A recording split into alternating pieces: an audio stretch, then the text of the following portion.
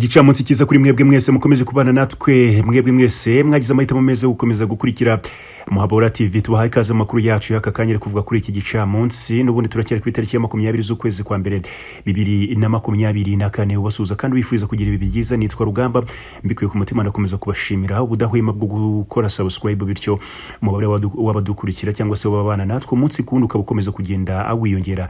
Ibi biratwubaka, biratwongera imbaraga, biratuma turushaho kumva tubarimwo umwenda cyangwa se dene ryo kubagerezaho amakuru kugiye kandi amakuru aba ayizewe. Amaso magari y'umuryango wa Afrika y'Iburasirazuba no mu karere k'ibiyaga bigari yose ari Kinshasa. N'ubundi ibirori byo byatangiye birarimbanyije, gusa igipolisi buri mu polisi Kinshasa rwagati mu mugere kubaza mugenzi we niba baraza kurusyaho.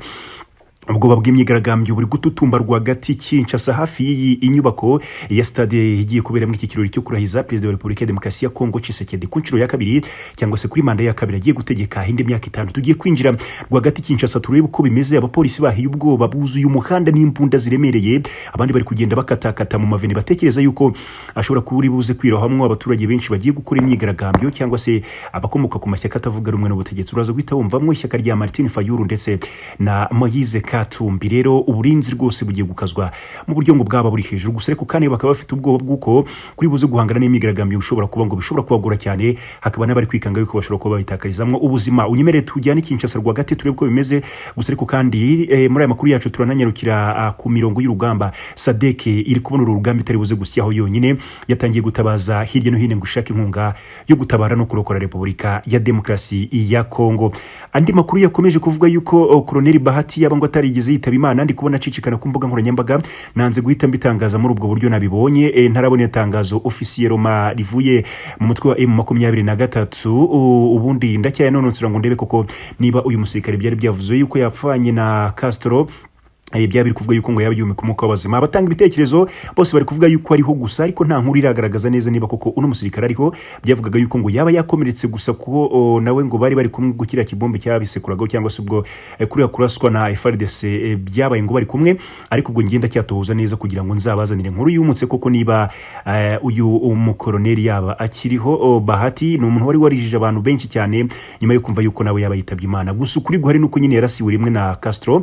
Ubwo rero icyo dusigaye gutoza byizewe no kumenya koko niba yabakiriho, kuko abantu benshi bari gutangaza ngo ashobora kuba atarapfuye, kuko mushobora gutangaza ngo wenda aracyariho, yaba ari inkuru nziza, ariko final ugasanga n'ubundi amakuru yatangajwe abaye ibihuha. Ndacyashaka rero isoko ima makuru yizewe kubijyanye n'urupfu rwari rwabitswe rwuriya musirikari.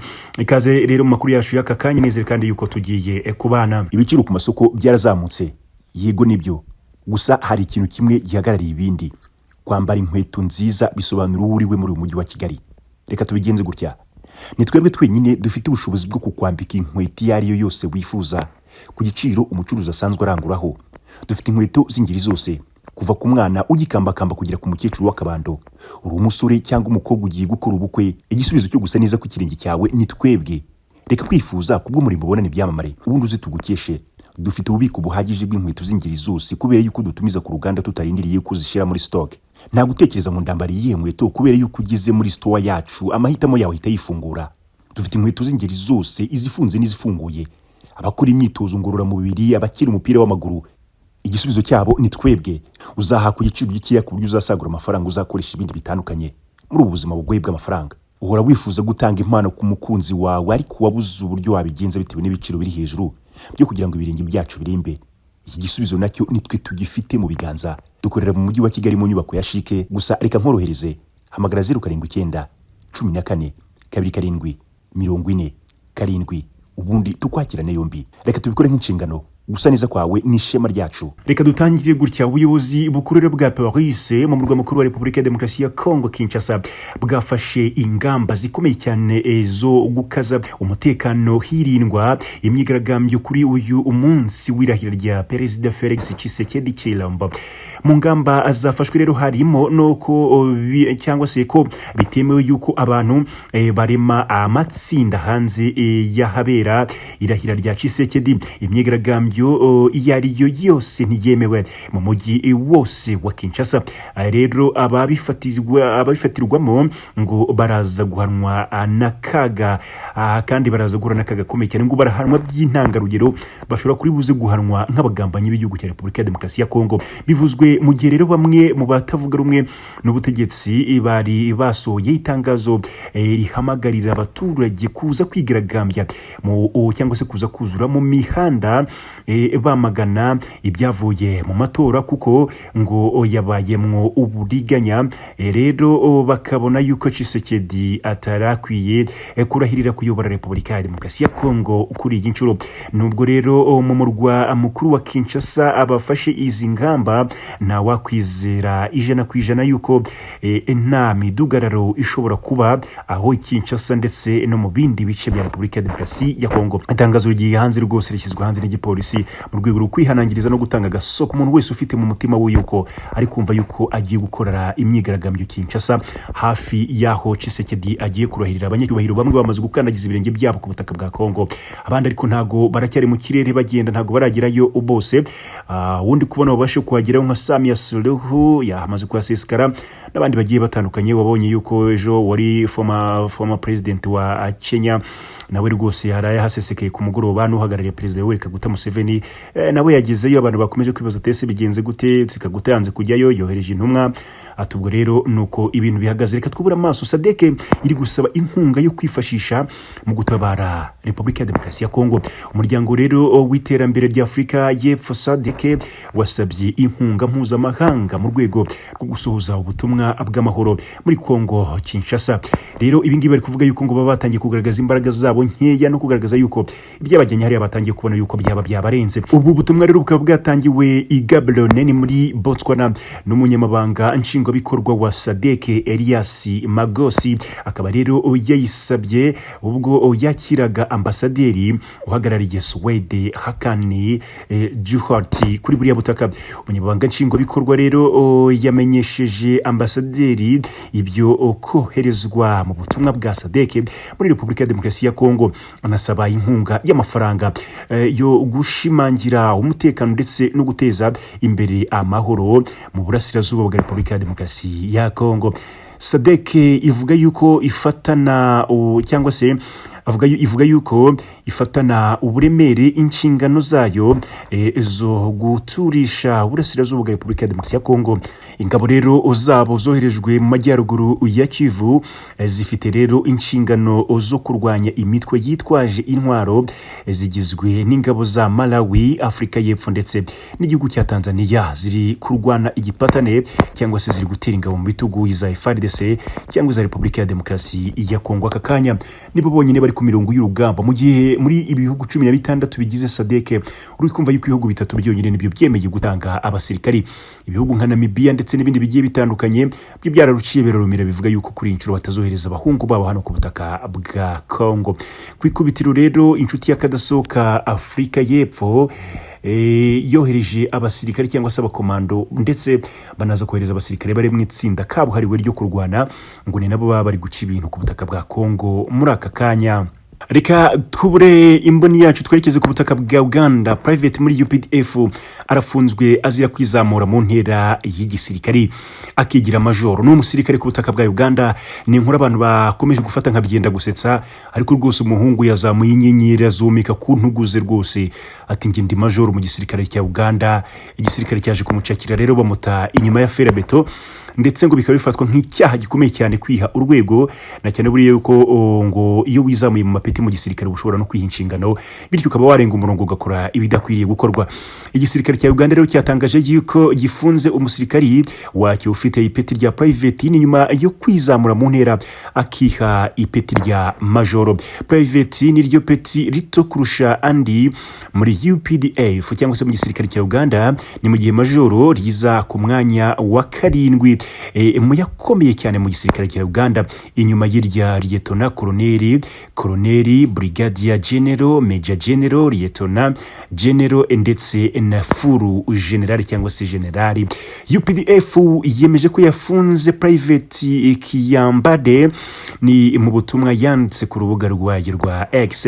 Iti Private Kiyambade yiyitiraga kuba ofisiye mukuru wa UPDF w'ipeti rya majoro, ari rero muri gereza yacu ndetse azisobanura ku birego byo kwiyitirira uwo atari we ndetse no kubindi ibikorwa binyuranyije na discipline y'igisirikare cyacu UPDF yagiye akora mu bihe bigiye bitandukanye.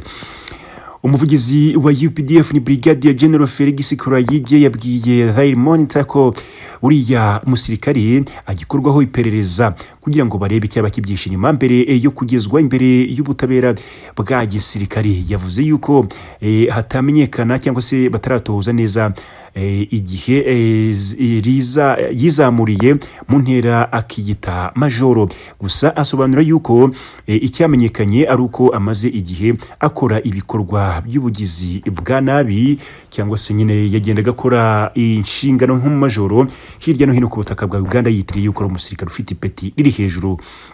Buriya kwiha amapeti cyangwa se kwiha ikuzo mu gisirikare ngo ni ibintu biba byatuma ushyira ubuzima bw'abandi mu kaga, kubera yuko ubwo budahangarwa n'ubwo buremere bw'igisirikare bufite bituma benshi bagutinya. Harabo wakakaruswa ngo bakazigwa mu buryo bworoshye, harabo wafatira ibyabo ntibatake cyangwa se ngo bajye gutabaza, bakaba banavuga yuko ngo ashobora kuba hari ibikorwa byo gufata ku ngufu ngo yaba yaragiye ahuriramo nabyo, ngo bishingiye ku kuba ngo bamwe mu bagore cyangwa se abakobwa bahoraga mu bihe bitandukanye barumvaga igitinyiro n'ipeti uyu musirikare afite, ngo bakumva yuko ari impamvu ifatitse yo kumworohera ndetse no kumugendera gake mu rwego rwo kwirinda yuko yashyira ubuzima bwabo mu kaga. Ubwo leta wumva yuko nyine yitwazaga icyo ari cyo, bamwe akabahohotera cyangwa se ubuzima bwabo akaba yabukoza icyo yifuza. Mu makuru yacu munyemerere gato nambuka inyanja ngere ku butaka bwa Leta Zunze Ubumwe za Amerika. Biri kuvuga yuko drone y'igisirikare cy'Amerika yahanuriwe muri Iraq, ibintu bishobora gutera kaga cyane hagati y'intambara zikunda guhuza kugonganisha ibihugu, igihugu cya Iraq ndetse na Leta Zunze Ubumwe za Amerika. Indege rero itagira abapilote drone igisirikare cya Leta Zunze Ubumwe za Amerika USA yahanutse ku itariki ya 18 Mutarama 2024 ubwo yari igeze mu birometero bisaga 70 mu majyaruguru y'umurwa mukuru wa Iraq, Baghdad. Ni amakuru rero umwe mu bayobozi mu gisirikare cya Leta Zunze Ubumwe za Amerika yahaye ibiro ntaramakuru by'abafaransa AFP, aho yagize ati abashinzwe umutekano muri Iraq babonye iyi ndege nawe yakomerekeje. Iperereza rero ku cyateye ihanuka ryayo rirakomeje rwose, kuko bari abayobozi nibo bakibona bahise bayishyira hasi. Umutwe rero witwaje intwaro wo muri Iraq Islamic Resistance kuri uyu wa 19 Mutarama watangaje yuko warashe drone y'abanyamerika yo mu bwoko bwa MK-9 Reaper, ariko ntibiremezwa niba ari iyiri gukorwaho iperereza. Uyu mutwe nk'uko ikinyamakuru RT cy'Abarusiya cyabitangaje wagize uti abarwanira Islamic cyangwa se Islamu ejo bagabye igitero kuri drone MK-9 ni iya Leta Zunze Ubumwe za Amerika. Ingabo rero za USA zaherukaga kugaba ibitero cyangwa igitero cya drone muri Baghdad mu ntangiriro za Mutarama 2024. Kishe rero umuyobozi w'umutwe witwaje intwaro wa Harakati Hezbollah Ali Nujaba Mushatake Jawadi Kazima Ali Jawari.